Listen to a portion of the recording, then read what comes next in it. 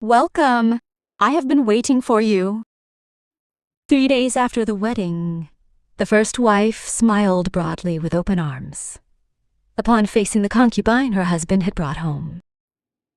She even handed over the key to the main house and immediately passed it on. The villagers whispered that she had gone mad. However, the woman's gaze lingered, not on the concubine's face, but on her waist.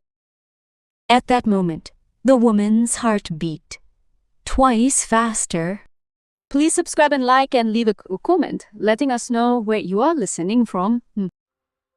We will send you a place filled with happiness and love. Now, let's begin today's touching old story. Right now, Oko. In Namwan Jeollam province, there was a pharmacy called Sugwandang. It was quite a well-known pharmacy, with a respectable signboard, neat eaves, and the scent of medicinal herbs that wafted to the end of the alley. The owner was a man named Oh Sugwan.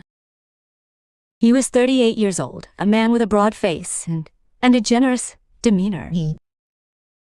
His hands were exceptionally large, and people often said that when he held a patient's wrist, to check their pulse, his hands alone put their minds at ease. In reality, Oh Sugwan's pulse-taking skills were top-notch. His fingertips were so sensitive that he possessed a natural talent for detecting subtle nuances that other physicians missed. With a single touch, he could read whether the pulse was fast or slow, whether the patient appeared strong on the outside but was weak on the inside, and where the fever originated. People from the countryside sought out Sugwandang whenever they fell ill, and Oh Sugwan lived taking that trust for granted. However, you see, taking something for granted and being grateful may look the same, but they are completely different deep down.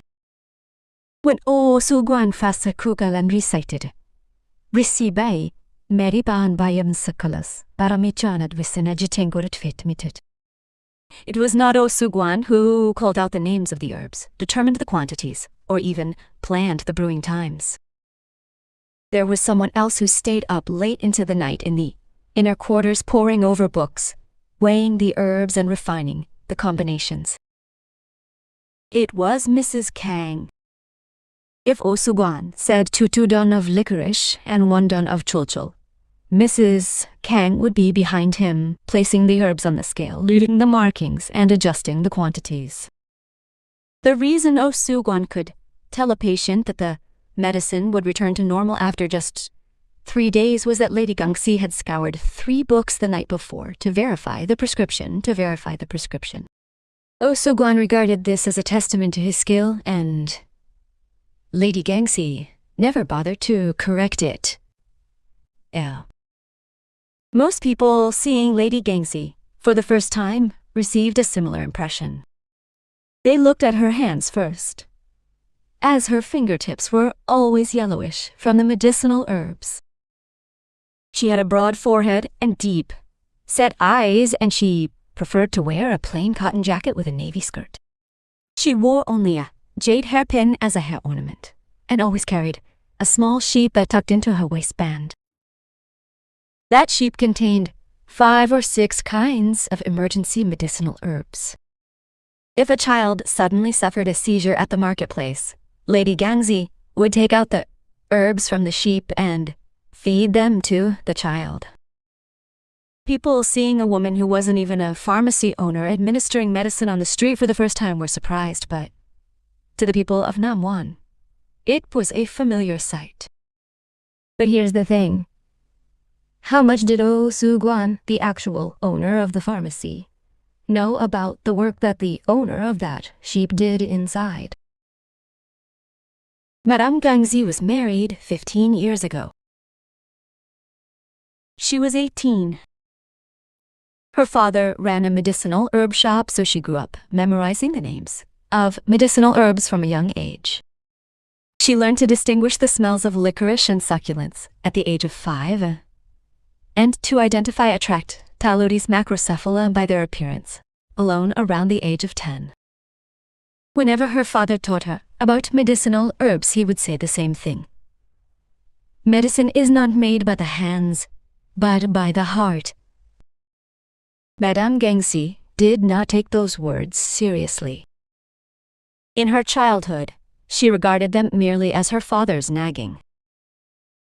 It took a long time for her to understand what those words meant. Her father passed away when Madame Gangxi was 17. It was not a sudden event. He had been bedridden for 2 years. He had rapidly deteriorated after losing his fortune. How did he lose his fortune? It was because he had been severely deceived by a medicinal herb merchant across the way. Claiming to sell high-quality medicinal herbs, I bought them in bulk, but more than half turned out to be defective products with falsified grades. I tried to protest, but the money had already been transferred, and the seller distanced himself from the matter. The name of that herbalist was Jin Sung-moon. Mrs. Gangxi's father sat atop a pile of combs and closed the shop door. He watched as dust accumulated on the beams, yet he lacked the strength to touch them. He even handed over his mother's coral trinkets. The trinkets, swaying in the red candlelight, were the only heirloom his mother had brought with her when she got married, and Mrs. Gangxi watched through the crack in the door as her father, his hand trembling, handed them over. Her mother's lips quivered, but she remained silent. Tighty. The moment the trinkets fell into the other person's hands, Mrs. Gangxi clutched her skirt from beyond the door. After that, her father's coughing became more frequent, and his illness deepened. It was a few days before he passed away. A young doctor came from somewhere. He was a doctor whose name she did not even know. Although she did not know if a passerby had stopped by or who had sent him, he took her father's pulse. Mrs. Gangxi watched the scene from a corner of the room. She saw the young doctor's hand grasp her father's wrist, and her father's expression softened for a moment. Her father did not recover, even after that. However, before he passed away, he left behind a letter. Mrs. Gangxi had not yet read that.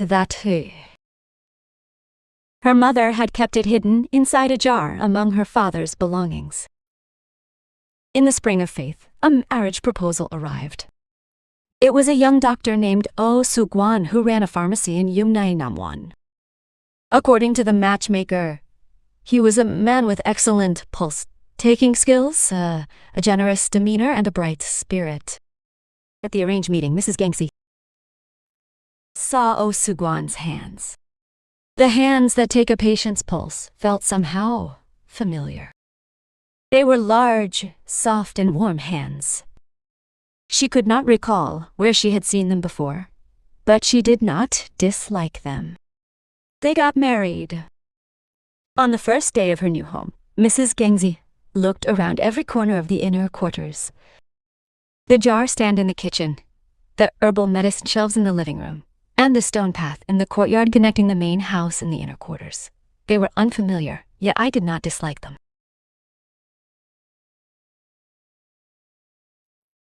A sense that I would live in this. It had been less than 15 days since I got married and took charge of the pharmacy's affairs.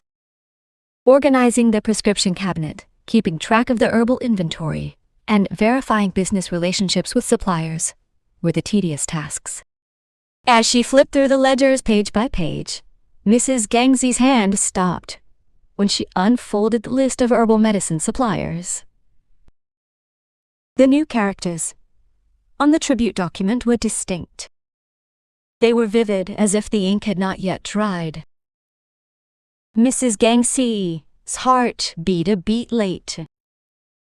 The name that had ruined her father was written in her husband's pharmacy ledger.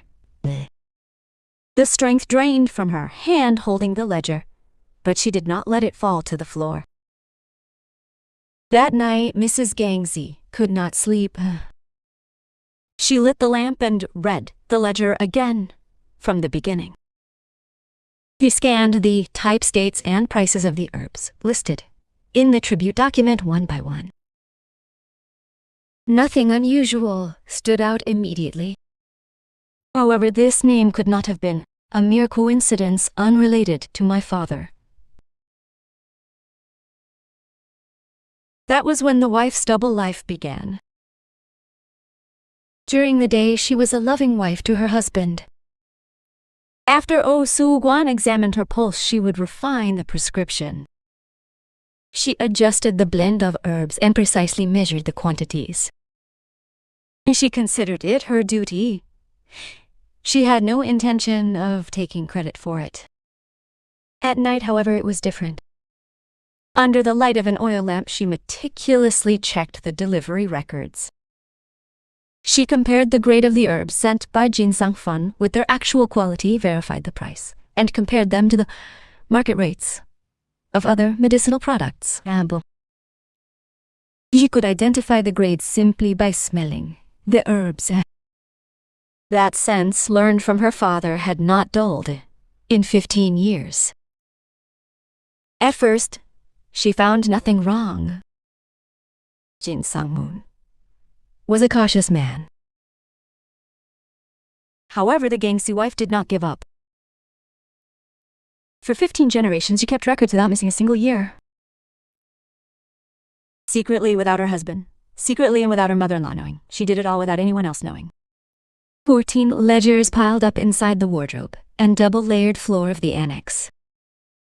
Every night when she put down her brush to grind the ink, the scent of medicinal herbs wafted from her fingertips. Yellowish hands. The two kinds of ledgers those hands wrote. The work of tracing the footsteps of the person who killed her father in her beloved husband's pharmacy, Wei. One could not read on this woman's face what it was like to live with those two hearts. Simultaneously, she simply remained in that very spot. The person who trimmed herbs organized the ledgers and quietly prepared medicine for patients when they arrived, standing at the far end of the pharmacy. While Oh Soo-kwan knew this, Yan and Uyet Adobum took it for granted. Mrs. Gangsi wrote 2 ledgers. One for the pharmacy, the other for her father. And at the very end of the last page of the prescription log, Mrs. Gangsi wrote a single line, Lestakankot. It was a line. No one knew or why it was written. My husband's hands are warm. At that time, even Mrs. Gangsi herself did not know what significance those 9 inscriptions would come to hold. Time passed. The 15th generation song. During those 15 years, Sugwandang established itself as the most trustworthy pharmacy in Namwon. As Oh Soo-kwan's reputation grew, Lady Gangsi's place became invisible. The pharmacy belonged to Oh Soo-kwan. The prescriptions belonged to him. And the villagers' thanks were directed at him as well. Lady Gangsi never uttered a single word about it. Then, one late autumn, Sugwandang was busier than ever that autumn. As soon as the cold winds began to blow, patients with colds were bound to pour in. People lined up in front of the pharmacy from morning, and Oh Soo-kwan spent the entire day taking pulses. He would check the pulse by holding the wrist, call the patient for a prescription, and Lady Gangsi would move around behind him. Oh Soo-kwan took the prescription, took out the medicinal herbs, weighed them, measured the quantities, wrapped them in bags, and handed them over. There wasn't a single millimeter of error. It was the movement of his hands ingrained in him over 15 years. There was an apprentice at the pharmacy. It was a boy named Seok. He was thin and short. He had large eyes and always wore an expression as if he were observing something. Wearing dirt-stained hemp robes and straw sandals, his job as a clerk was to sort medicinal herbs in the corner of the pharmacy. He was an orphan. 6 years ago, Mrs. Jiangxi had brought in a child who lived begging at the marketplace, not knowing who his parents were. Osugwan grumbled that he was a useless mouth, but Mrs. Jiangxi said she needed a messenger for the pharmacy, and that was the end of it. And that was the end of it. The clerk was a man of few words. He always carried out what he was told, and took initiative even when he wasn't instructed. He swept the pharmacy floor, closed the herb jars, and served tea to customers without a word of complaint. However, there was one special quality about this child. Seok, come here, 내려오자. Mrs. Jiangxi called Seok after laying out a bunch of fresh medicinal herbs on the table. The clerk approached. What is this? Mrs. Jiangxi took out a bundle of herbs of her waist. Seok brought the herb close to his nose to sniff it, then tilted his head. Isn't this licorice? What kind of licorice? Raw licorice. How is it different from roasted licorice? Roasted licorice has a nutty scent at the end. This one doesn't. The corners of Lady Gangxi's mouth turned up ever so slightly. She realized that Seogi had a keen sense of smell. She had started teaching this child how to identify medicinal herbs.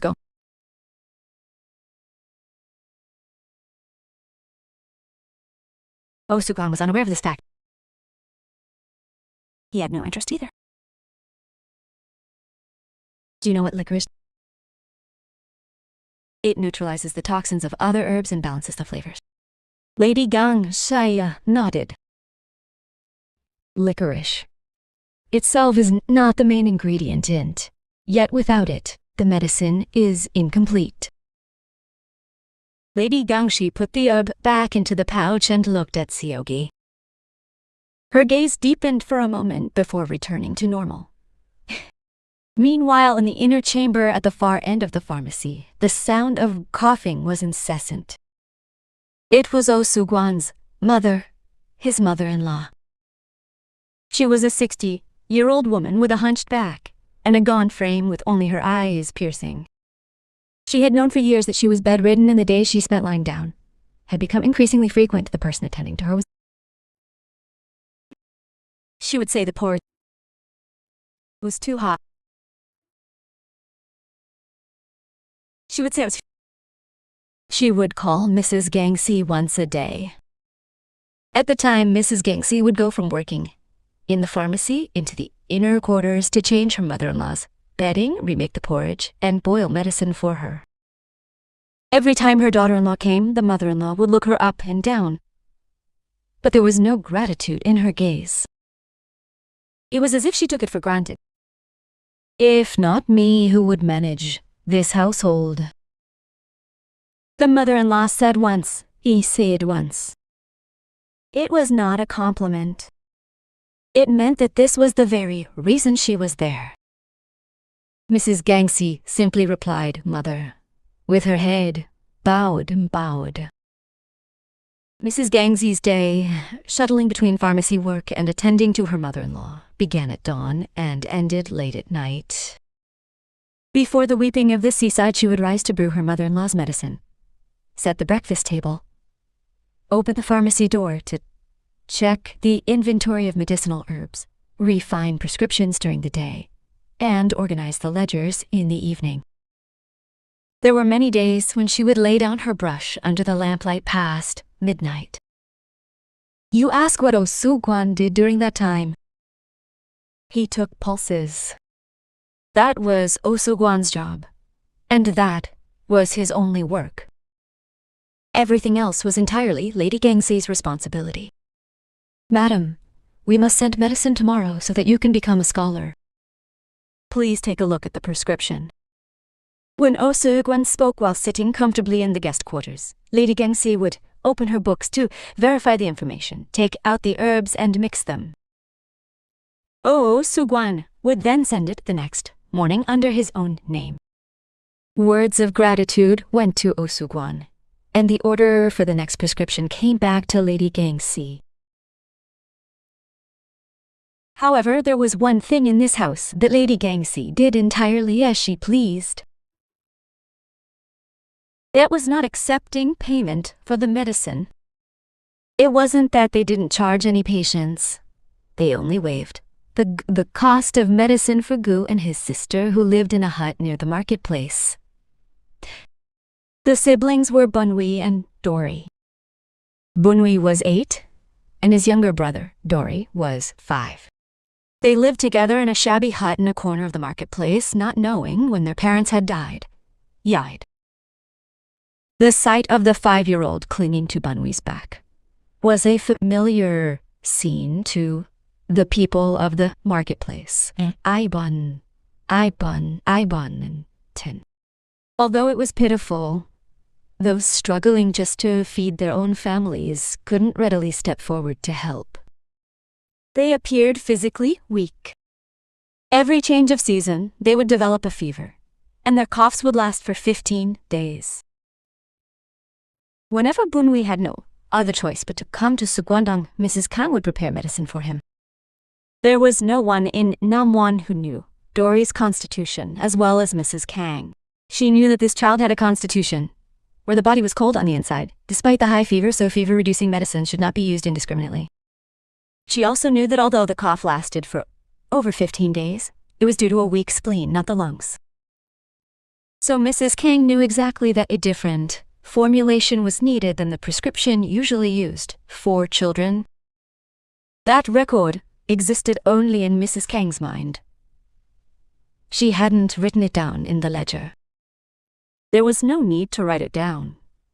After all, because she was the only one looking after this child. She had never once accepted money. Oh Soo-man knew this but pretended not to.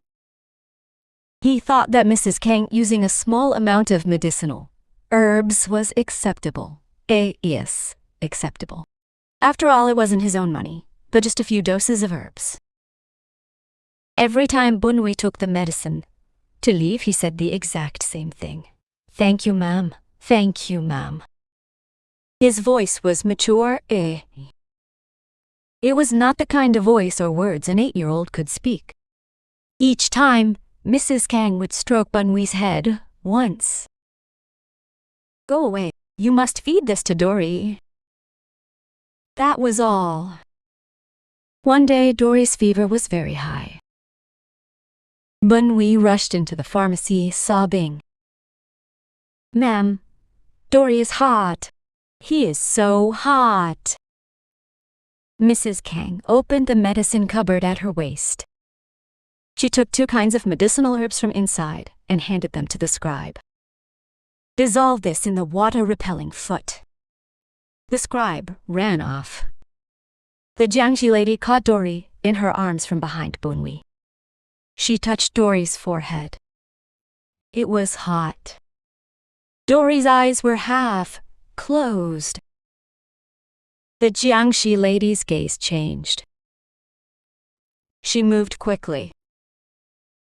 She undressed Mori, placed a wet towel on his chest, and fed him the medicine the scribe had brought, little by little.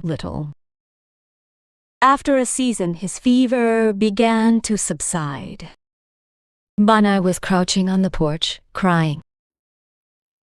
Don't cry. Dory is fine. The Jiangxi lady patted Bunwi's back once. Bunai wiped his tears on his sleeve and lifted his head. His nose was red and the tear stains had not yet dried. What will happen to Dory if you aren't here, Auntie? At that single question from Ani, the Jiangxi lady paused for a moment. She did not answer. She simply stroked Bunwi's head one more time. That day, Osugan was at the market tavern. He only heard what had happened at the pharmacy when he returned in the evening.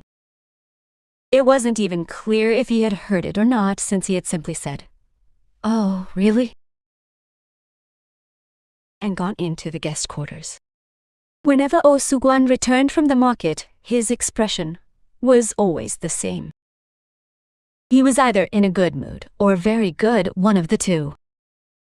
It was a habit for him to head out to the market, without fail on market days, and have a drink at the tavern. He would greet acquaintances loudly and strike up conversations with strangers as well. He was a man susceptible to praise. If someone said, "Thanks to you, my father is alive," his face would light up and he would offer another drink. He never gave a thought to whose credit was half that praise. There was a regular customer at the market tavern. It was a place he would always stop by whenever he came to the market. The makajio luli served by the proprietress was thick and red, and the tofu served as a side dish was savory. Sugwan loved sitting in the upper seat of the tavern, stretching his legs and rambling on about news from Hanyang or stories told by the beautiful Jongsan. He was even more excited when there were listeners, and if no one was there, he would strike up a conversation with the tavern keeper. It was in his iguana spotted a woman at a market tavern. She was a young woman serving drinks in a corner of the tavern. She had double eyelids and dimples that formed when she smiled. Her hands were white and slender. He thought they were too beautiful for hands carrying funeral trays, but the moment crossed his mind. Sugwan's eyes, could not leave her. It was Cho-young. "Would you like some more?" she asked. "Your voice is clear, isn't it?" Forgetting that he had finished his drink, Sugwan nodded. Cho-hyun smiled. Her dimples were deep. Sugwan's eyes stopped right there. From that day on, Sugwan went to the same tavern for 3 consecutive days. On the first day, he drank. On the second, he asked for her name. And on the third, he made up his mind. He had resolved to take another woman to the house of a wife who had been there for her $1 for 3. On the way back home, the wind blew. A deep autumn breeze brushed against Sugwan's ear beneath the canopy. It did not seem to feel friendly. Or perhaps he heard it, but it did not matter. Border. "I will bring Cho-hyung." It was the morning of the 3rd day after he met Cho-hyung at the marketplace when Sugwan crossed over from the guest quarters to the main house and uttered those words. Leaves fell from the edge of the eaves. They were leaves falling by themselves, even though no wind was blowing. Lady Gangsi was preparing medicinal herbs. Her hand, which had been cutting roots with a knife, stopped. She looked up at Sugwan. There was no explanation, nor was there a question. It was a voice informing him of a matter that had already been decided. "I understand." That was the only answer the lady gave at the time. Sugwan nodded and turned away. Since the awaited answer had come, there was no reason to stay any longer. Lady Jiangxi picked up her knife again and cut the medicinal roots. The sound of the roots being cut clicked a click. It was regular. Her hand was steady. However, after some time, I noticed that she was cutting the roots she had already trimmed, not the roots she was supposed to cut. Supposed to cut. Rumors spread quickly. They say Mr. O is taking a concubine. They say he fell in love with a girl from the market tavern in Jashil. The villagers were all clamoring for words. If a woman as thoughtful as Lady Jiangxi met a husband like that and lived with him, couldn't she do it? Couldn't she do it? That's just how men are. Oh my, would that scholar even be able to go home without the Jiangxi? A strange curiosity was mixed in with the whispering. They were curious to see how Lady Jiangxi would actually react. There were even villagers who deliberately peered inside as they passed by the front gate. The clerk stopped sweeping the floor of the pharmacy. Rumors must have been heard. The hand holding the broom tightened its grip. Seok said nothing, but his hands were rougher than usual as he wiped the herbal jars. One jar nearly slipped off the edge of the shelf and fell, causing Seok to scramble. "Seok," Mrs. Gangsi called out. The scribe looked up. "If you break a jar, the yolks will be thrown away." That was all. There wasn't a single word about the condolences. Jogyeogige kept her mouth shut tight and swept the floor again. The mother-in-law was different. She stopped coughing in the inner quarters and called out to Mrs. Gangsi. "Daughter-in-law." "Yes." "Mother, I heard you are offering a new person. Do you agree, S.A.? It is a decision made by my husband." The mother-in-law stared at Mrs. Gangsi for a long time. Her eyes narrowed. "How can you be so deep inside?" It was a remark that made it impossible to tell whether it was a compliment or suspicion. Mrs. Gangsi did not answer and came out, holding a bowl of porridge.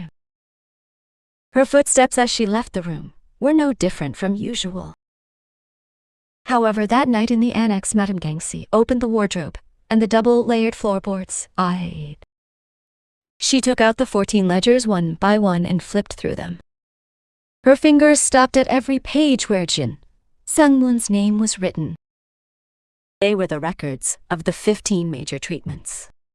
There was no conclusive evidence yet. Jin Sungmoon was that cautious of a man.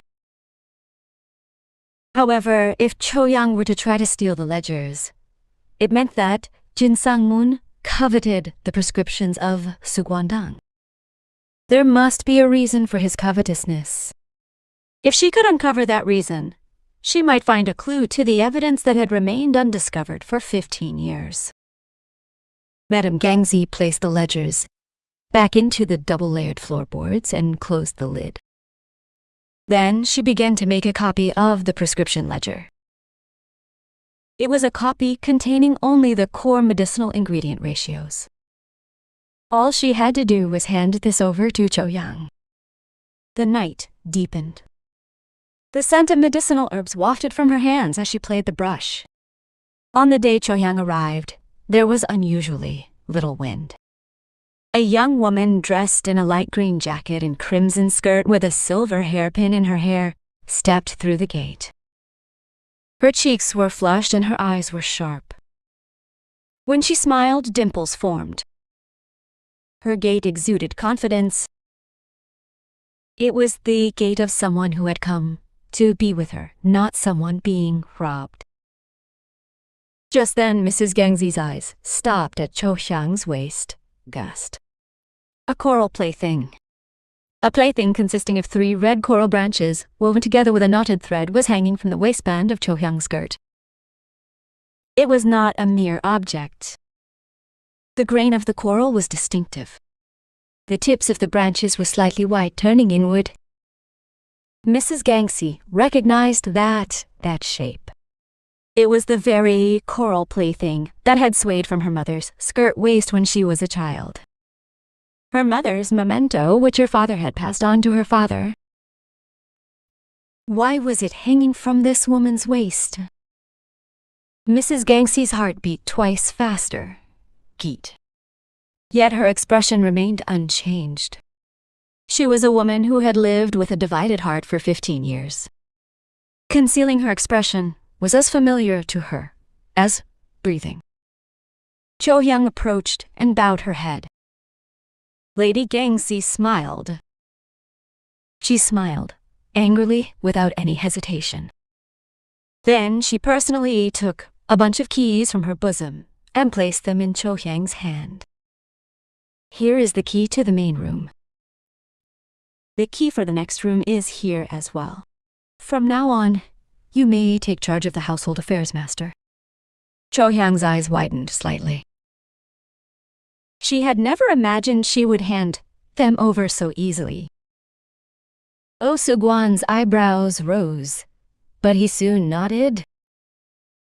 Jo-hyang entered the main room, having firmly handed over the bunch of keys. She must have thought she had won. Oh Soo-gwan stood in the courtyard and watched Jo-hyang's retreating figure as she entered the main room. A look of satisfaction that he could not hide spread across his face. Then he turned to look at Lady Gangxi. He felt as though the words "thank you" were about to come out, but they did not. Instead, he nodded once and headed toward the guest quarters. The old cook standing in a corner of the yard looked at Lady Gangxi. She opened her mouth, but closed it again. She must have had something she wanted to say, but she had swallowed it. Lady Gangxi turned around and walked away. She did not falter immediately. It was a walk without anyone pushing her or supporting her. It was only when she closed the door to the annex and sat down inside that Lady Gangxi's hand trembled slightly on her knees. It was only for a very brief moment. She clenched and unclenched her fist. The trembling stopped. However, So-hyang was unaware that the prescription ledger was not the real thing. It was a copy missing the key medicinal ingredient ratios. The genuine ledger remained intact along with the annex register and the 14 volumes of delivery records on the double-layered floor. As she handed over the key, Lady Gangxi had already made her next move. The moment she saw the mountain play, she was convinced. She knew that this woman had not come by chance but had been sent by Jin Sang-moon. It was that night. It was the time when half the house, which had been noisy all day due to the arrival of Cho-young, had finally calmed down and the lamps were going out. The light was still on in Lady Jiangxi's room at the far end of the star. The flickering light through the window pane was visible even from the outside. The scribe came and stood in front of the room. He approached silently, so it would have been difficult for anyone passing through the courtyard to notice him. Did you call me? The door opened from the inside. Lady Jiangxi was holding a piece of paper in her hand. It was a folded piece. The scribe took it with both hands. Madam, watch what the master does at night. Ustim. If he cuts the ledger, just confirm who he is sending it to. Do not let him find out. The scribe nodded. He asked no more questions. Lady Jiangxi said nothing more either. The door closed again. It was a windless night, yet the lamp flickered quietly above the window pane. Lady Jiangxi sat there for a long time, even after the door closed, with her hands clasped on her knees. Her hand trembled slightly. It had been 15 years. The years she had spent tracking down her father's enemy while standing by her beloved husband's side. The moment she saw the coral playground, she knew she could no longer live with two hearts. Jin Sang-moon had personally reached out into the waterhole. Through her hometown, she could no longer wait, nor could she pretend not to know. Mrs. Jiangxi closed her eyes. In the darkness, she felt as though she could hear her father's voice. Medicine is not made by the hands, but by the heart. She opened her eyes. Her gaze had changed. It was the night this woman decided to take action for the first time in 15 years. Under the lamplight, Mrs. Jiangxi took out the last of the 14 ledgers. It was the most recent one. It recorded the point in time when the quality of the medicinal herbs received from Jin Sang-moon had subtly changed. It had been 4 years. It was a subtle change. Enough for others not to notice. However, Mrs. Jiangxi's nose knew. The grade of the herbs was dropping very, very slowly, while still collecting the full price. If Cho Hung was trying to steal the ledger, Jin Sang Moon was aiming for something much bigger. Madame Gangxi closed the ledger and shut the double-bottom lid. She spread a blanket over it. It was a floor unknown to anyone. The lamp went out in the stars. Darkness descended upon the courtyard. While Cho Hyang slept in the main room, and Oh Soo-kwan snored in his sleep, only Madame Gangxi's room was shrouded. In darkness was but chicken darkness. No one in the house knew what was beginning within that. It was the morning of the 4th day since To Hang had arrived. Sounds came from the kitchen from dawn. The sound of a penis lid clinking, the sound of boiling water, the voice scolding a young servant. It was Cho Hyang who had stepped forward herself to get a handle on the household affairs. As she went in with a bunch of keys tucked into her waistband, Seon Hyung's lamp was lit. She unlocked the latch and pushed open the door. Shelves of medicinal herbs lined the wall, and each jar was labeled with a name. Jo Hyang opened the first jar. Inside were brown roots. The label read Dangui. In the next jar was baked jakyak, white peony. After that was Tiangong, sky gum. She could read the names, but she had no idea what they were used for, how to prepare them, or how to mix them together. She opened the prescription ledger. She could see the characters, but she could not see the meaning. It was written as 3 cho second don 100 cho chul don, but the ledger did not record how much a second don was, how to weigh it, or whether the herbs should be washed or roasted first. Of course, there was no need to record everything inside her head in the ledger made by Madame Gangxi. Jo Hyang closed the ledger. Her fingertips were cold. Around that time, Seok was drying medicinal herbs in the front yard of the annex. It was a task of spreading the herbs one by one on a bamboo tray and drying them thoroughly in the sun. Madame Gangxi came out and sat beside Seok. Seok. Yes, Madam. What is this? Madame Jiangxi took out a medicinal herb. It was a brown horn. It is a Tractylodes. She pointed to another root placed next to it. Isn't this a Tractylodes as well? Madame Jiangxi shook her head. Put it to your nose. Seok sniffed the 2 roots alternately. His eyes widened. They are different. This one is more bitter and pungent. That is a Tractylodes lanceolata. They look similar, but their properties are different. A Tractylodes aids the spleen, while a Tractylodes lanceolata expels dampness. What would happen if we switched them? The medicinal effects would change, wouldn't they? It's not. Depending on your constitution, it could be harmful. Madame Jiangxi said as she put the herbs back into her pouch. Do not trust your eyes. Trust your nose.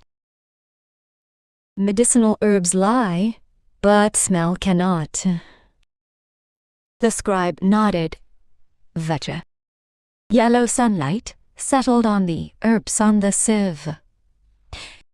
Madame Jiangxi's yellowish hand turned the herbs over, one by one. The scribe followed the movement of her hand with her eyes. Madam, why must you not leave the pharmacy? Madame Gangxi did not stop her hands. The motion of turning the medicinal herbs continued. Medicine is medicine no matter who prepares it. No. The clerk's voice was firm. It was not the voice of a 16-year-old. Otherwise, this is not a pharmacy. Madame Gengsi glanced at the clerk for a moment. Her gaze wavered. It was only for a very brief moment. She turned her eyes back to the herbs. Take care of the ones that aren't fully dried. That was all. However, Siak must have known. He knew that the madam's hands had slowed down a little compared to before. Meanwhile, in the inner quarters, the sound of the mother-in-law's coughing was incessant. This child's porridge has cooled down. Heat it up again. Choi took the bowl of porridge to the kitchen and returned. The mother-in-law took a spoonful and frowned. There is too much salt. Mother, I only put in half a handful of salt. A half handful is too much. I only put in a pinch. Cho Hyang's lips twitched. It was a look of swallowing. Her mother-in-law scrutinized her from head to toe and said, "You know neither medicine. No, neither medicine nor housekeeping. What do you think?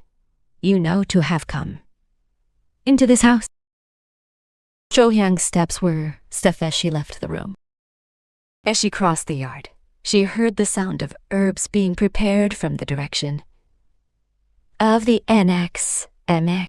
Lady Gangxi and the scribe were sitting side, trimming the herbs. The sight of the two working in silence pierced her like a needle. Cho Hyang turned her head and entered the main room. Winter had arrived. It was the season when patients flocked to the clinic and colds, coughs, frostbiting, cold-related ailments. Osugwan took pulses all. His hand, taking the pulse, was still precise. The problem lay behind the prescriptions. When Osugwan recited a prescription, someone had to take out the herbs and mix them. In the past, it was Lady Gangxi who did this work. Now, no one was there. Cho Hyang did not know the names of the herbs, and Seoke had not yet learned the mixing process. At first, Osugwan prepared the medicine himself. However, his hands were meant for taking pulses, not for preparing medicinal herbs. It took time to get the dosages right, and he didn't know where the records of his regular patients' constitutions were located.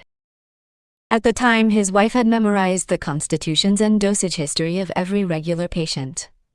But this information was nowhere to be found. For the first time, the medicine began to be returned. Complaints started coming in one by one that the patient was taking it, but wasn't getting better. "Mr. Ho, you are right. Your stomach will just burn more if you take it." Osugwan checked the prescription again. There was nothing wrong with it. The pulse diagnosis was accurate. Yet, the medicine did not work. This was what happened because Mrs. Gangxi's hands were removed. Although Osugwan took the pulse, connecting the diagnosis results to the patient's constitution, to select and blend the herbs was Mrs. Gangxi's domain. It involved nakomang, adjusting the dosage according to the constitution even with the same prescription, and compensating for the efficacy that varied depending on the origin of the herbs. Such things belonged to the realm of sensation not recorded. Osugwan didn't know that. He still didn't know. One by one, his regular customers began to give up. Aak, who ran into Osugwan at the marketplace, turned her head away. In the past, she would have greeted him first. "How can I trust you when the Gangxi lady isn't even making medicine?" That rumor circulated. Through the marketplace, it must have reached Osugwan's ears, but he didn't show it. He still had some pride left. Cho Hyang, on the other hand, was growing weary.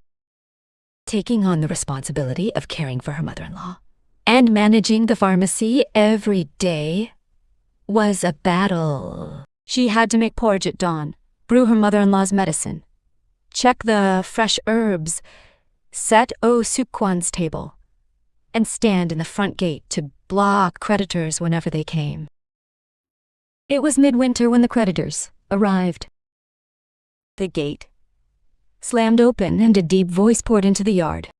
3 men from the mountains, not even properly dressed, stormed in with bloodshot eyes. They had come to collect the outstanding medicine bill. When Lady Gangsi was around, the accounts receivable ledger was kept neat, so such things never happened. "Oh, Sangwan, come out. The bill for the 3rd round of medicine is overdue, but there is not a single person to be seen." Jo-young ran out of the kitchen and stood in the courtyard. She had nothing to give. She had nothing to say. She simply stood in the middle of the courtyard. Her hands trembled. The door to the annex opened. Lady Gangzi came out silently and stood on one side of the courtyard. 3 creditors turned to look in that direction. The lady at the time looked neither frightened nor angry. She simply had a watchful gaze. One of the creditors paused. He met Lady Gangsi's eyes, then looked at Jo-young. He turned back to Lady Gangsi. Lady Gang averted her gaze and went inside. The door was damaged. She only left the courtyard after the creditor shouted. Jo-young stood there for a long time. A cold wind brushed against the hem of her skirt, but she could not move her body. It was around that time that the anger on her cheeks from the day she arrived began to fade. Dark circles formed under her eyes, and the way she adjusted her silver hairpin slowed down. When she sat in front of the mirror, the face reflected was different from 3 months ago. In the meantime, Jo-young was copying the ledger in the main room every night. Seok watched the light from the rooftop. The scribe saw Jo-young copying the ledger page by page. He also saw Bodari leaving the main gate every 2 days. He could not see the face of the person receiving Bodahue in the darkness. The scribe remembered the direction. It was toward Jianako. It was dawn that week when the scribe reported to Madame Gangsi. "Madam, copies of the ledger are going toward Jianako." Madame Gangsi nodded. Her expression did not change. "Do you know who they are going to in Jianako?" "I haven't seen their face yet. They are coming on horseback. They look like merchants." Madame Gangsi fell into thought for a moment. "Watch them longer, until you can confirm their face." "Yes." The clerk for the mistress withdrew. Madame Gangsi sat in the annex room gazing at the courtyard beyond the window. She could hear her mother-in-law coughing from the main house, and the distant sound of Sugwan turning pages in the guest quarters. It was a house where they had lived together for 15 years. It was a time when she had touched every corner of this house with her own hands. Yet, no one in this house called Madame Gangsi by her name. Madam's daughters-in-law, the headmistress and the mistress. They were all someone's wife, someone's daughter-in-law, or someone's superior. Madame Gangsi herself was nowhere to be found. The wind brushed against the edge of the eaves. The wind chimes rang out. It was a clear and lonely sound. Spring had come. However, spring had not come to Sugwandang. The number of patients lining up in front of the pharmacy had dropped by half. After a month, it had become less than half. Sugwan sat in the shabby medicine room waiting for customers all day long. without a wrist to feel a pulse. That precise hand was of no use. As the time spent away from the pharmacy lengthened, Oh Soo-kwan began venturing into the shadows. He met acquaintances, drank, and chatted as if nothing were wrong. His voice was a little louder than usual, and he laughed a bit more. However, on his return journey, Oh Soo-kwan's shoulders were lower than when he had left. The schoolmaster he encountered at the edge of the alley avoided eye contact. As he passed the Seowon, the sound of conversation from inside abruptly cut off. As he passed the Jumaha, laughter came from inside. Oh Soo-kwan's feet stopped involuntarily. The laughter seemed to be talking about him, yet it also didn't seem like it. The inability to confirm it made it even harder to bear. It was around this time that he sought help from Madame Gangxi. He hesitated for a long time in front of the annex door before stepping inside. Madame Gangxi was sitting on the platform sewing. Sunlight fell obliquely upon the threads. Yes, madam. The pharmacy is struggling a bit. Please help me just this once. The spirit that used to be in her voice had vanished. Madame Gangxi merely lifted her head slightly without stopping her sewing hands. Ask the master. That was all she said. With the corners of her mouth turning up ever so slightly, she picked up the needle again. Oh Soo-kwan, not knowing what else to say, stood there for a while, before finally turning away. He heard the sound of thread being pulled out behind him. It was a quiet and even sound. His footsteps returning to the guest quarters were heavy. As he crossed the courtyard, the sunlight fell on his back, yet he did not feel form. He can feel form. Across the way, Jin Sang-moon was sharpening his tools. What? He spread out the copy of the ledger sent by Cho Zhang and tried following the prescription. It did not work. Even when he brewed the medicine, it did not work in Su-Guandang. Jin Sang-moon realized that the key mixing ratio was missing. Is this all? Jin Sang-moon asked the subordinate who had brought them more records. The subordinate nodded. Yeah. They say they copied down all the ledgers containing Chohyang. There is something missing. If you brew the medicine according to this ledger, it won't taste right. Jin Sang-moon slammed his hand on the table. He was a man in his 50s. He had small eyes and a thin mouth. He was a man whose stomach barely moved when he spoke. So no matter what was said, it looked as if he were sneering. That zombie woman stole it. There is a separate real ledger. Jin Sang-moon rose from his seat. He paced around the room. Fine. If you can't learn the ledger, use a different spell. Jin Sang-moon narrowed his eyes, the corners of his mouth turned up. It was not a pleasant smile. Change the medicinal herbs applied to Chugwandang. Try mixing in atractalodes instead of atractaloids. Sinzanyajoko dasnati would get him caught. The saktananid blinked to takrantans.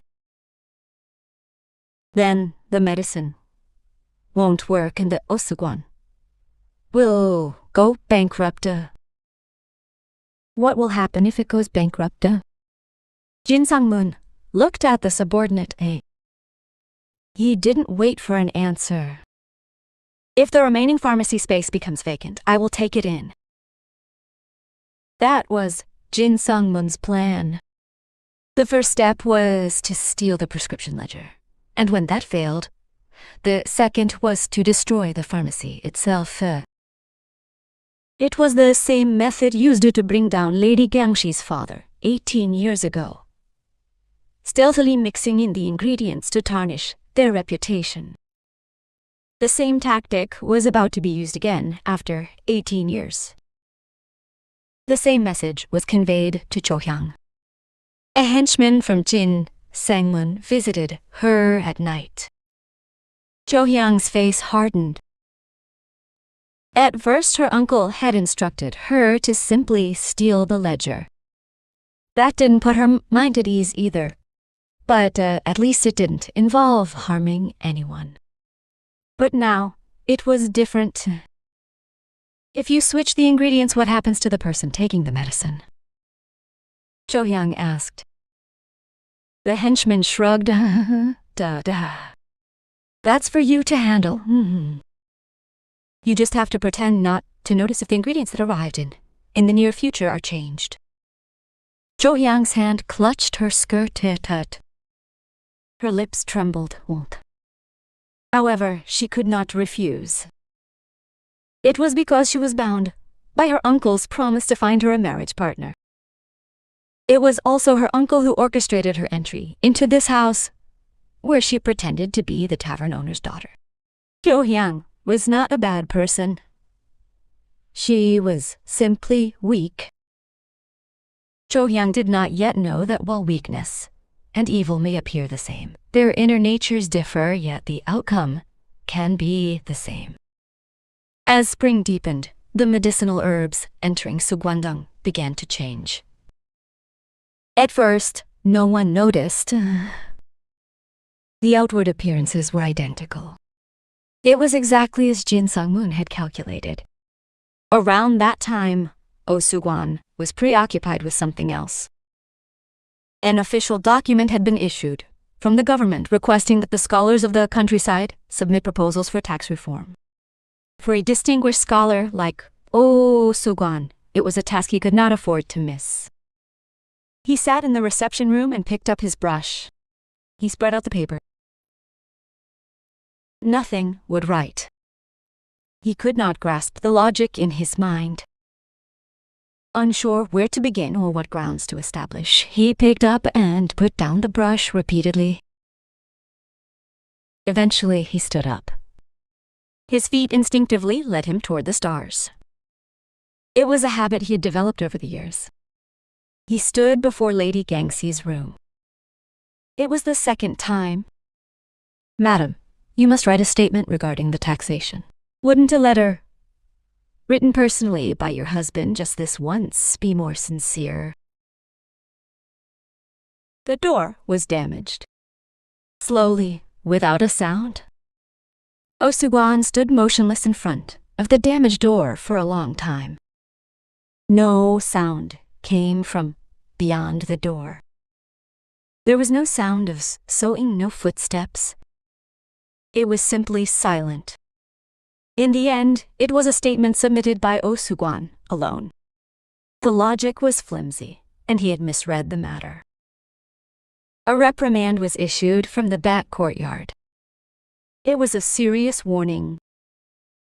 On the day he received the Oh Sugwan did not come out of the guest quarters all day.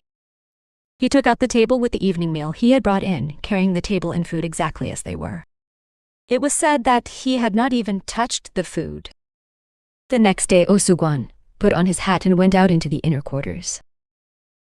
He walked as if nothing had happened. But it was different. The herbalist I encountered at the marketplace avoided eye contact. He was the kind of person who would normally have bowed first. When I entered the tavern and sat down, the two scholars sitting next to me moved to another seat.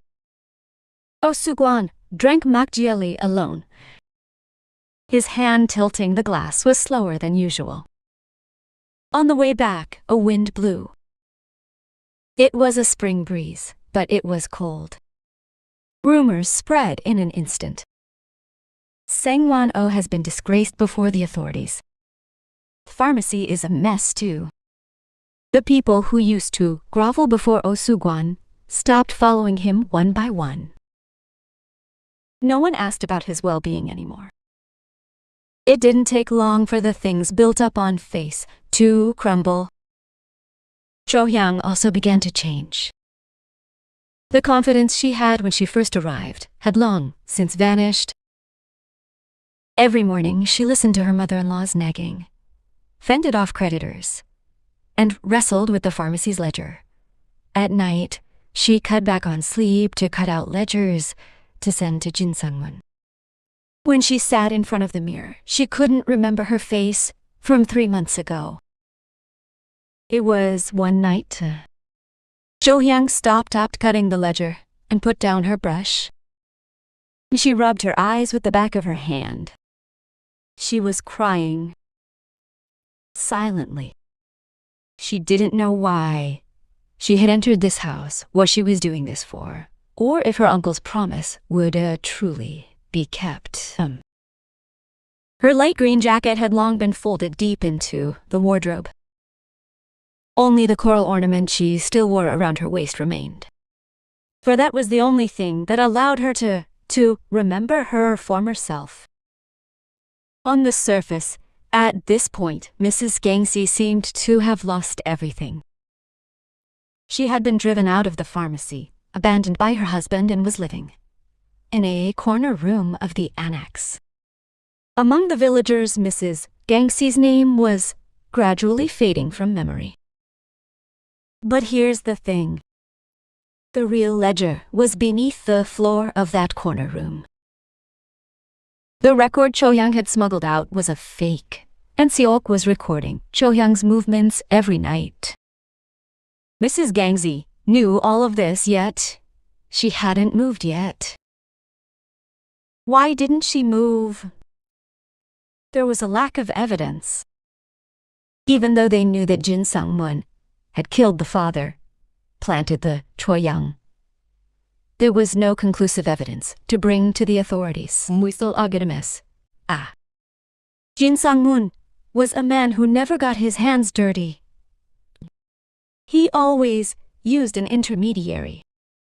He did the same 18 years ago. Even when Lady Gangshi's father protested, Jin Sang-mun denied it, claiming, "When did I ever do that?" So they waited. They waited until Jin Sang-mun stepped on his own tail. However, while Lady Gangshi was waiting, Jin Sang-mun had already made his next move. Lady Gangshi was unaware of this at the time. It was early summer when the medicinal herbs began arriving. Jin Sang-mun was cautious. He did not change them all at once.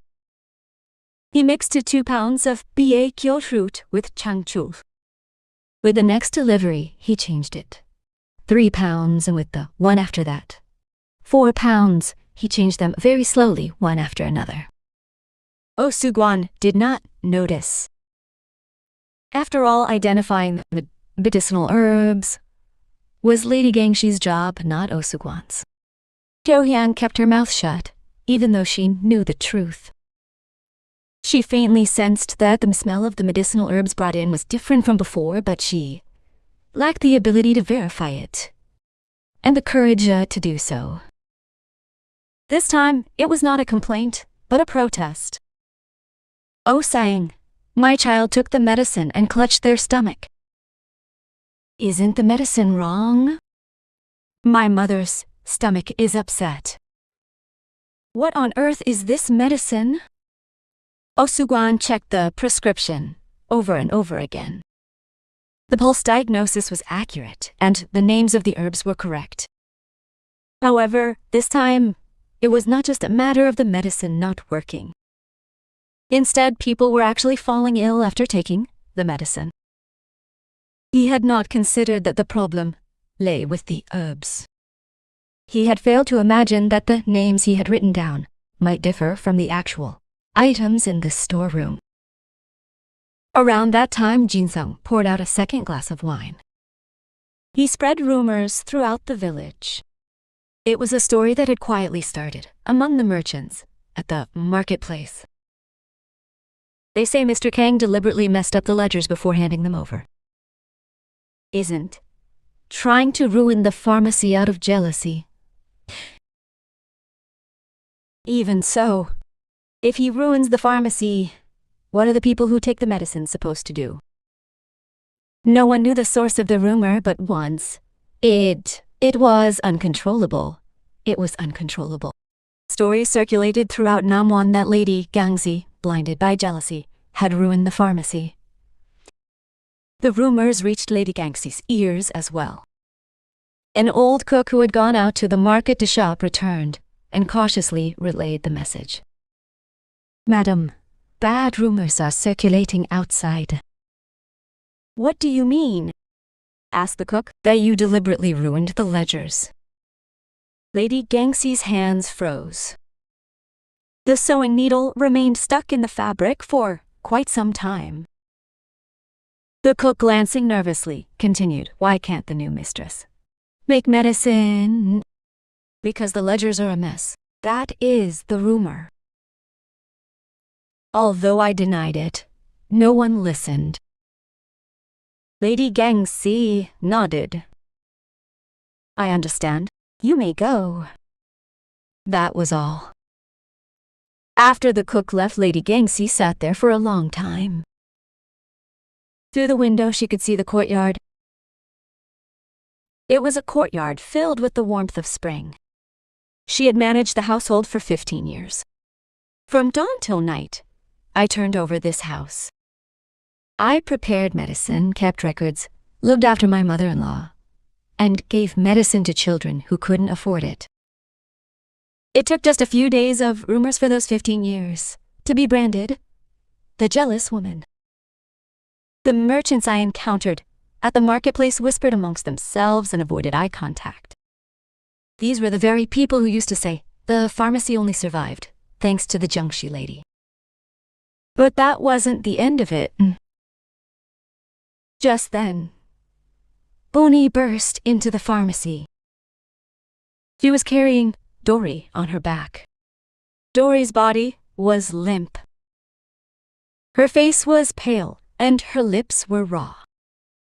Auntie Dory took the medicine and collapsed. Moitai. Bonnie's scream turned the pharmacy upside down. Oh Suguan rushed over. He laid Dory down on the floor and checked her pulse. It was beating intermittently. What kind of medicine did you give her? It's medicine prepared here. Bonnie held out the medicine packet. Osuguan opened the packet to look inside. He smelled it, but found nothing unusual. After all, Osuguan's ability to identify medicinal herbs had changed. Dory's body began to convulse. Her small body trembled on the floor. Foam came out of the 5-year-old's mouth. Bonnie held her younger sibling's hand and cried. Dory, wake up. Seokgi ran off. He had gone to call Mrs. Jiangxi. When Mrs. Jiangxi entered the pharmacy, Dory's convulsions had subsided. It was after Osuguan had administered acupuncture. Her life had been saved, but she had not regained consciousness. Mrs. Jiangxi picked up the packet of medicine. She held it to her nose and smelled it. Her eyes changed once, then twice. This was not a tractylodes. Mrs. Jiangxi's hand trembled. It was not anger. It was because she recognized this smell. It was the very trick that had ruined her father's herbal medicine shop. Medicinal herbs with falsified grades. The exact same method as 18 years ago had reached this child. I looked down at Dory. The unconscious child's face was pale. Cold sweat beaded on his forehead. He was a child whom Mrs. Gangxi had cared for years without paying for medicine. No one knew this child's constitution and the medicinal herbs that should not be used on him as well as Mrs. Gangxi did.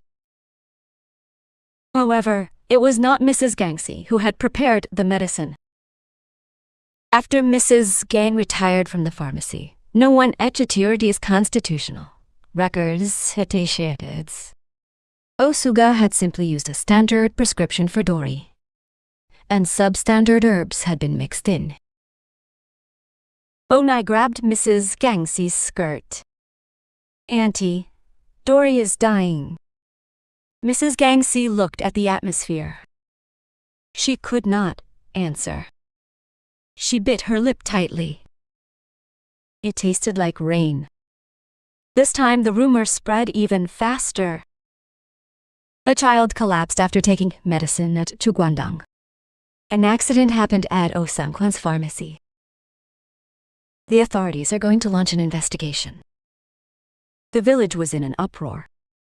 And on top of that rumor, another rumor piled on top.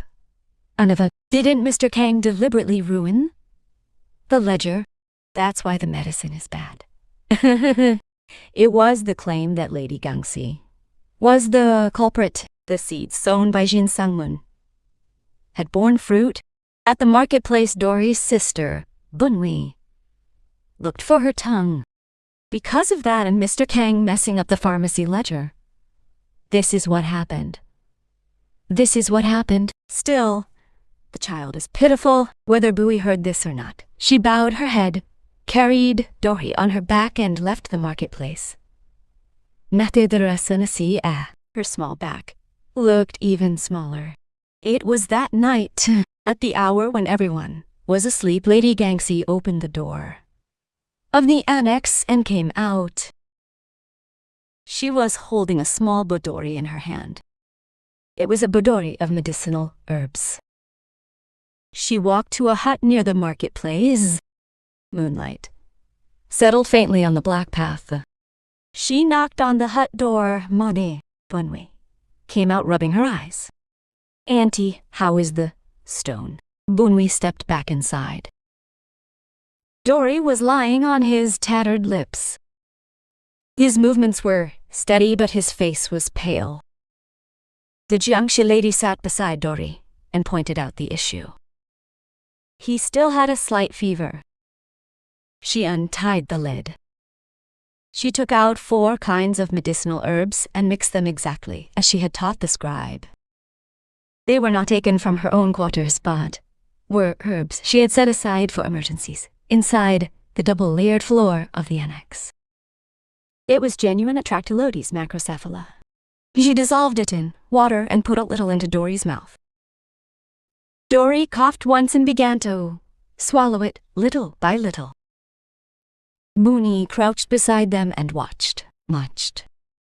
"Madam, can Dory get better?" "He can. He just needs to take this medicine for 3 more days." The Jiangshi lady placed the remaining herbs in Bunny's hand. She patiently explained the rules and how to administer them. Bunny nodded and memorized them one by one. The 8-year-old's eyes were serious. "Madam, why are you going somewhere?" The Jiangshi lady paused.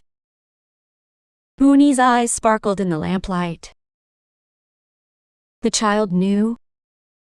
Children are bound to sense with their bodies what adults hide. "You must go away for a while. You will return, wouldst?" "Madam," Jiangshi stroked Bunwi's hair. He did not answer. She simply held Bunwi's hand tightly once and let go. His footsteps as he left the hut were heavy. He did not look back. He felt that if he looked back he would not be able to go. That was the last thing Madame Jiangshi did before leaving Sugwandang. It was the next night. Choyang had disappeared. It must have been dawn. She took half of her clothes and the jewelry box out of the wardrobe and wrapped them in a cloth. Janho's plaything was the cloak around his waist. He must have looked around the main room. It was a room where he had lived for half a year. He had come in to win, but he was leaving to run away. His footsteps as he stepped out the front gate were neither fast nor slow. We cannot know if he looked back, Wanta. No one had seen what kind of light the cheeks which had been angry on the day he entered held on the day he left. It was morning when Osugwan discovered the empty main room. The wardrobe was open, half the clothes were gone, and the junk box had disappeared. I opened the door. It was empty. I stood in the empty main room for a long time. The wardrobe door creaked. My feet headed toward the annex. I knocked on Mrs. Jiangxi's door. There was no answer. I opened the door. The room was empty. There were no porcelain tiles, no books, and not even the teacup that was always placed there. It was spotless, without a speck of dust, as if it had been empty for a long time. I went down to the pharmacy. Something was lying on the ceiling tray. It was a sheep. It was the very sheep Mrs. Jiangxi always carried around her waist. She had never once taken it off her waist for 15 generations. Leaving it behind meant she intended to sever her ties with this pharmacy. Oh, Sugwan picked up the sheep. The hide was worn.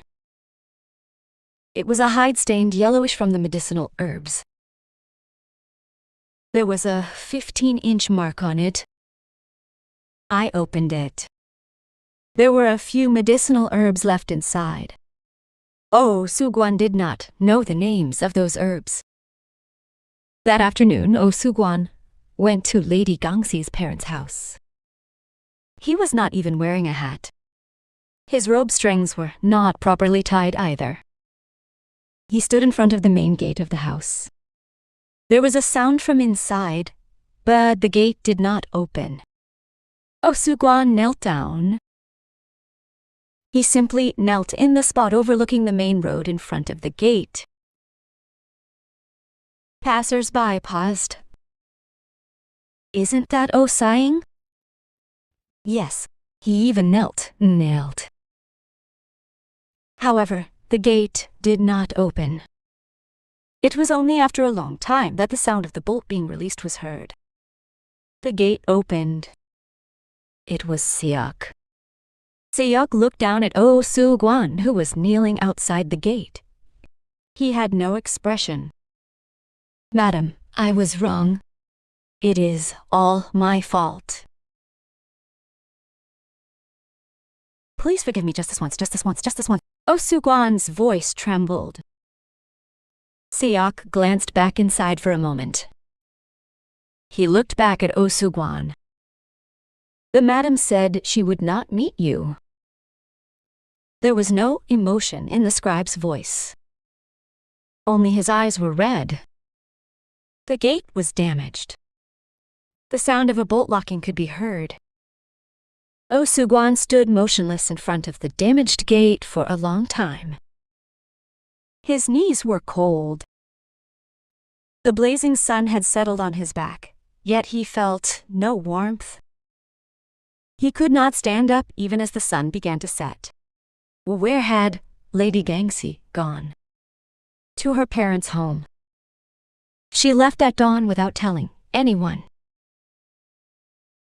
taking only a single wooden board. She had left the sheep behind.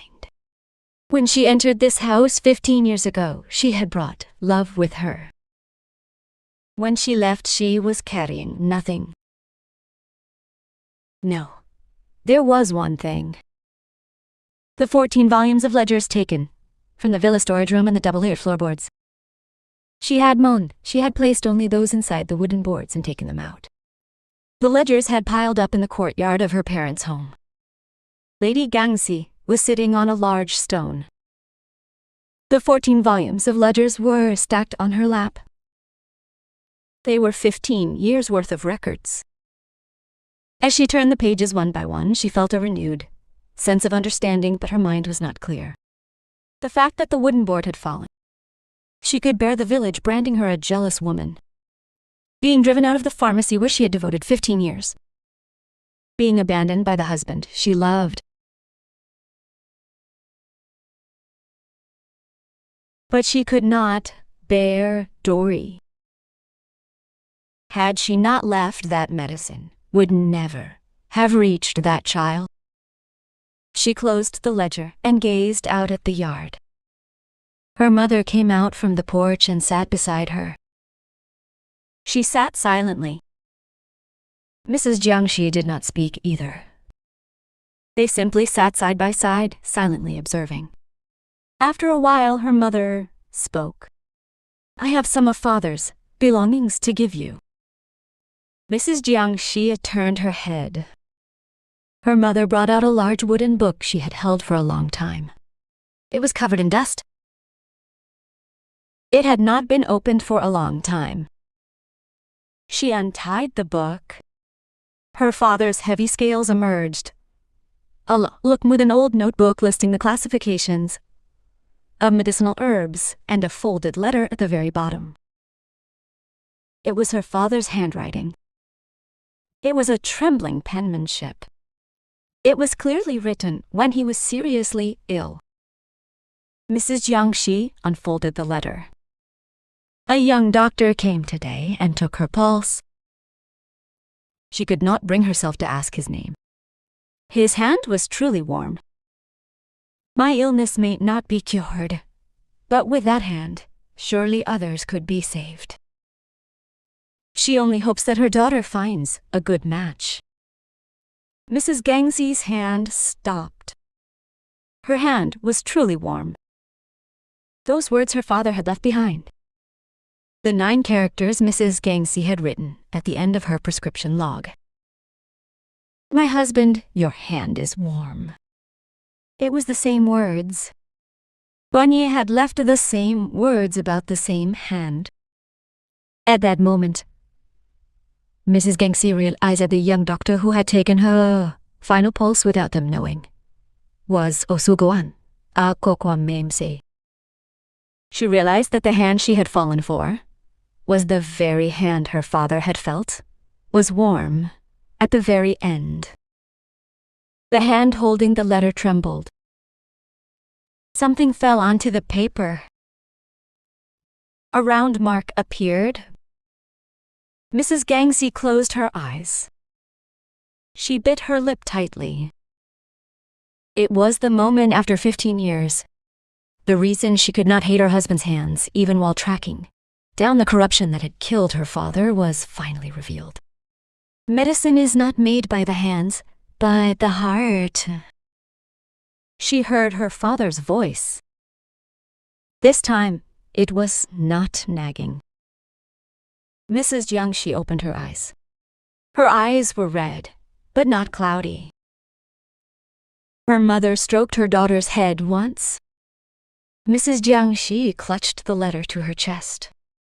She understood now. She realized that she had to, not for revenge, but for the truth.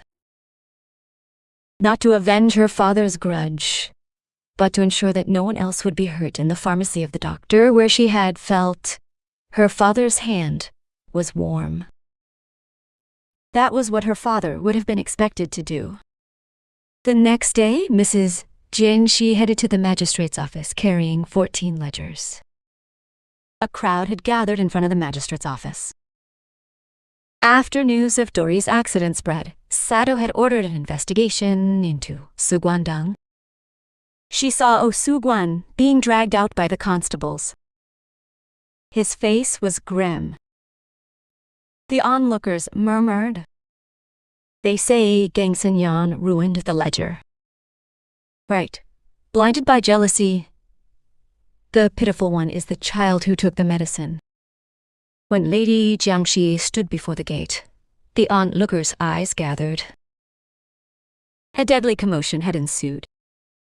Some even pointed fingers at her.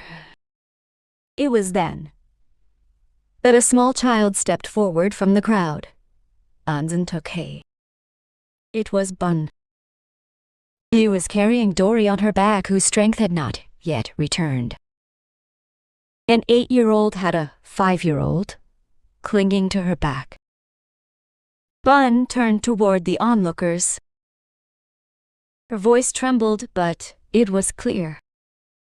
If you are a bad person, why did you give us medicine without taking it yourself? One onlooker fell silent. Why did you leave barley rice at our hut every dawn? Another turned his head. If you are a bad person, our Dory would already be dead. Bun's voice echoed through the gate yard. At the single remark from the 8-year-old, the whispering ceased. Carried on his back, he weakly lifted and lowered his head. Lady Gangsi looked at Bonfui. Her lips trembled. She could not say a word. She merely nodded once to Bunwi. Chado began the interrogation. 37 medicine packets stood lined up in the yard. They had been confiscated from Chagwandong. Chado asked Osugwan, "Name the medicinal herbs in these packets." Osugwan could not open his mouth. Distinguishing herbs by sight is beyond my ability. Lady Gangsi stepped forward. I will stand as a witness. Chado granted her permission. Lady Gangsi picked up one of the packets. She held it to her nose and sniffed. Once, twice, this is not Atractylodes macrocephala but Atractylodes lanceolata. Sato narrowed his eyes. How are Atractylodes cephala and Atractylodes different? They look similar, but their properties are different. Atractylodes macrocephala helps the spleen, while Atractylodes lanceolata expels dampness. Using Atractylodes for a patient with a weak spleen can actually be harmful. Lady Gangsi brought out 14 volumes of ledgers. She spread them out one by one in front of Chado. These are records of medicinal herb deliveries, spanning 15 years. They are organized by date and detailing when a herbalist named Jin Sang-moon began falsifying the grades of the herbs. Chado flipped through the ledgers. They were densely filled with records written in meticulous handwriting. Every single line was recorded. Data item, quantity delivered, actual verification, and grade. Furthermore, this herbalist had planted a spy in the pharmacy to steal the prescription ledgers. The onlookers began to murmur. There is a witness. The clerk stepped forward. 16-year-old Dojai stood before Sado. I saw it. Every night the master copied the ledgers, wrapped them in a burlap sack, and sent them. Every 2 days someone would come from the other side to pick them up. Sado ordered that Jin Sang-moon be summoned. A constable went out. After half a day, Jin Sang-moon was dragged in. He was a man with small eyes and a thin mouth. I know nothing about this. Jin Sang-moon denied everything. Wisip-sol barely moved. He wore a mocking expression. It was a child named Cho-hyang who acted on her own accord. I never ordered her to do so. The magistrate ordered Cho-hyang to be summoned. Cho-hyang was not caught, though, since she had run away at night. However, it was the next morning. A woman appeared before the magistrate. It was Cho-hyang. Cho-hyang, who had eloped at night, had returned of her own accord. Her face was gaunt, and her clothes were sagging. There was no way to look at her. I should briefly explain here which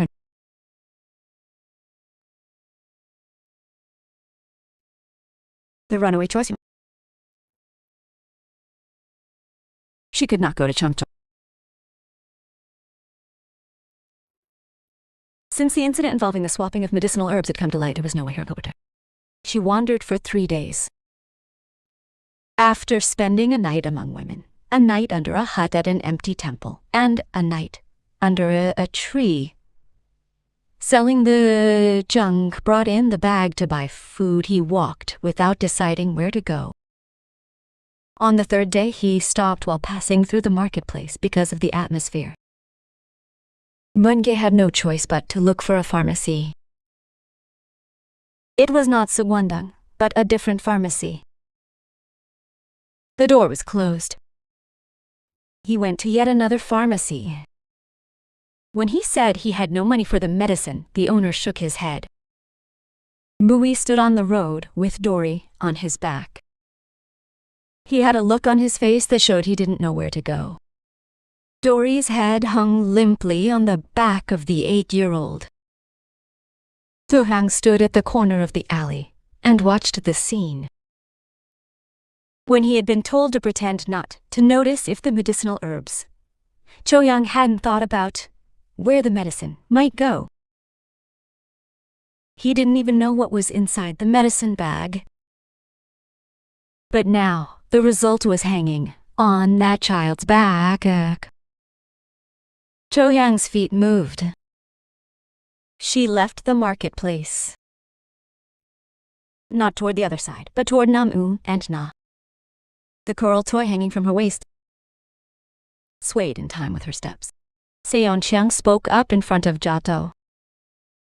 Shang-chon ordered it. Jin Sang-won's face hardened.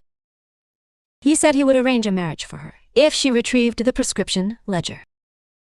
He instructed her to pretend to be the tavern owner's daughter and approach Osang. I was deceived too. Jo-hyang's voice trembled, but she did not stop. Her uncle also ordered her to switch the medicinal herbs. He told her to pretend not to notice even if the herbs delivered in the morning were different. I did not know the child would collapse after taking that medicine. Jo-young lowered her head. The coral toy hanging from her waist swayed. Lady Gangxi gazed at the toy. It was only for a moment. That coral toy belonged to my mother 18 years ago. Sato looked up. It was the item Jin Sang-won took as collateral for a debt when he deceived my father and stole the family fortune. The mocking smile vanished from Jin Sang-won's face. For the first time, where is the proof that this game belongs to me? Jin Sang-won raised his voice. Wi Sipso trembled. Lady Gangxi looked directly at Jin Sang-won. The tip of the middle of the 3 coral branches is bent inward.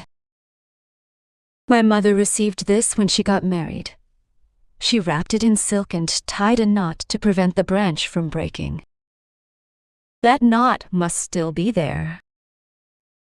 Sato ordered To hand over the game.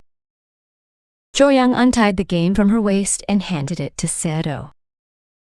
The magistrate examined the middle coral branch. There was a silk knot. It was faded with age, but it was still clear. Lady Gangxi continued. 18 years ago, when I passed this game to the bridal, my father's hand trembled. I saw it through the crack in the door. After that, my father's coughing never stopped and he passed away soon after. The magistrate's courtyard fell silent. Perhaps there was someone among the onlookers who remembered Lady Gangxi's father, as a low sigh escaped from one side. Jin Sang-won opened and closed his mouth. It opened again. Bringing a baby and framing someone without evidence is an example. Before the words were even finished, Cho-young lifted her head. Did you say there is no evidence? Here is the letter my uncle gave me. Jo-hyung took a crumpled letter from her bosom. It was an instruction letter sent to Cho-young by Jin Sang-won. It contained instructions to retrieve the prescription equipment. It was Jin Sang-won's handwriting. Jin Sang-won's face turned pale. The verdict of the court was clear.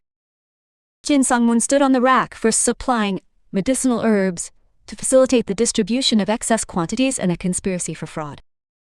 His property was confiscated. Osugwan was stripped of his license to operate a pharmacy due to negligence.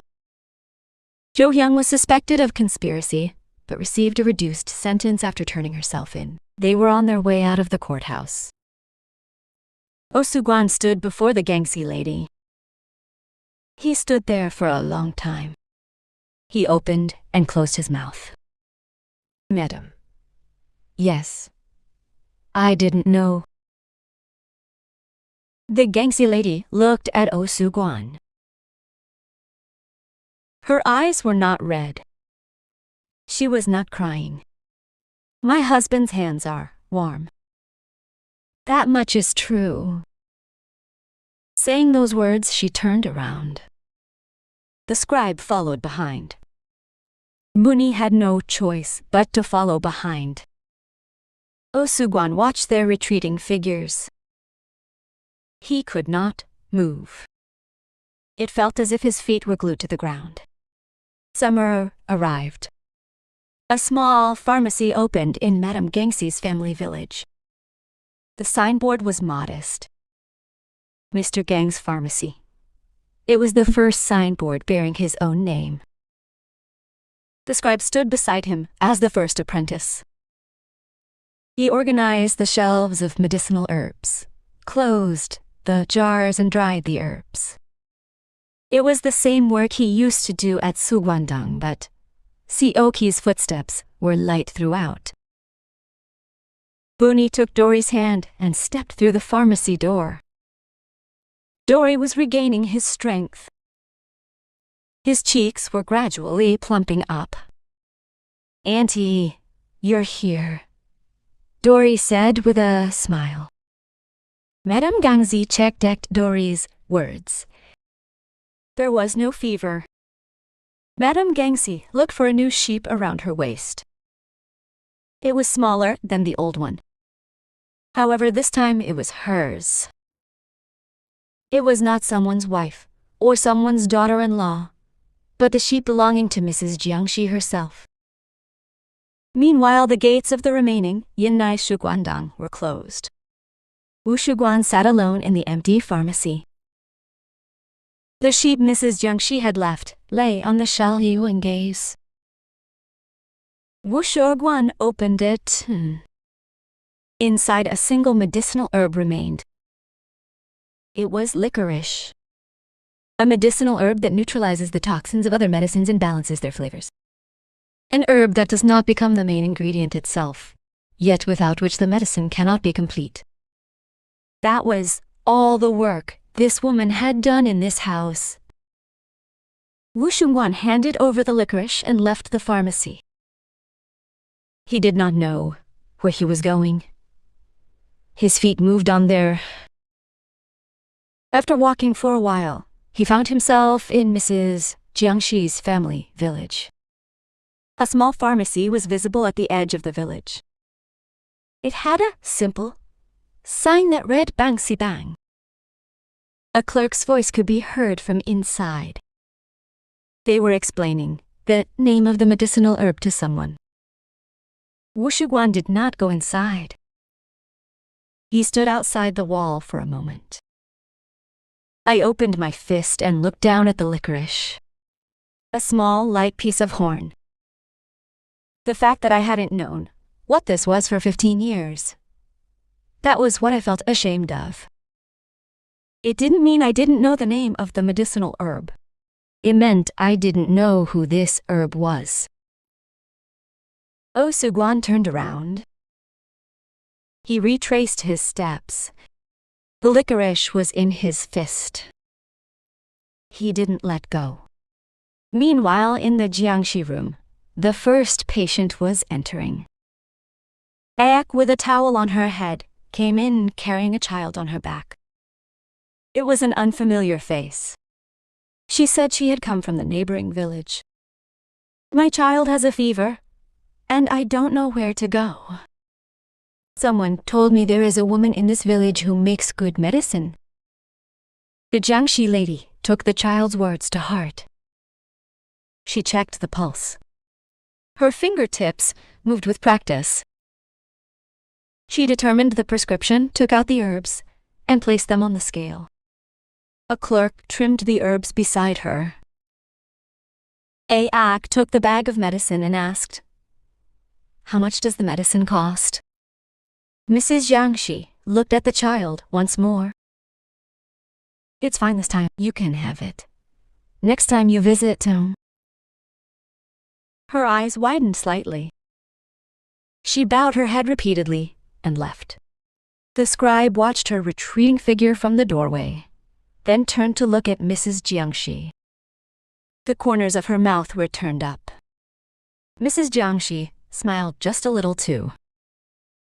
Mooney was sitting on the porch feeding water to Dory. Dory's cheeks were getting plump. Osuguan placed a piece of licorice root on his palm. It was a yellowish color. The hand that gave it, that large warm hand that had felt the pulse, trembled. Mrs. Jiangxi looked up at the sky in front of the pharmacy in her parents' village. There wasn't a single spot. It just seemed like a horse. The sound of sparrows came from the edge of the eaves. The scent of drying medicinal herbs was carried on the wind, swirling around the yard. Seoki came out holding a stick. Dory's faint laughter could be heard from the porch. Mrs. Jiangxi touched the new sheep. The skin was stiff. It was brand new, untouched by human hands. From now on, I was to blend in. It is said that a person's value lies not in being born, but in living. The same goes for medicine. It is not who made it, but with what heart it was made that it truly becomes medicine. Please press like and subscribe to be the first to see the next video. Please also check out the other interesting videos currently playing on the screen. Have a happy day, everyone. Thank you.